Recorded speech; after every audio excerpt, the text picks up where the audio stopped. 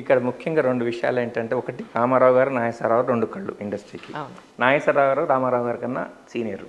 ఎందుకంటే ఆయన 1945లోనే వచ్చేసారు ఇండస్ట్రీకి.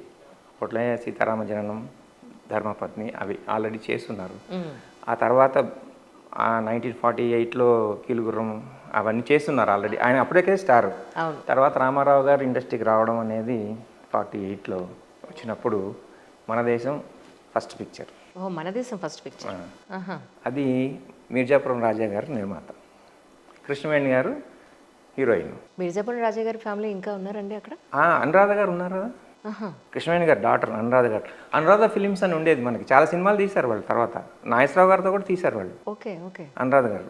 మిర్జాపురం రాజా గారు భార్య కృష్ణవేణి గారు మొన్న ఈ మధ్య కాలం చేశారు. 103 years బతికారు ఆవిడ. మొన్న ఈ మధ్య జస్ట్ 6 months అయింది అనుకుంటా. ఆ సినిమాకి ఆవిడే హీరోయిన్. రామారావు గారు అందులో గెస్ట్ రోలు ఎల్వి ప్రసాద్ గారు ఇచ్చారు కదా ఫస్ట్ అవకాశం.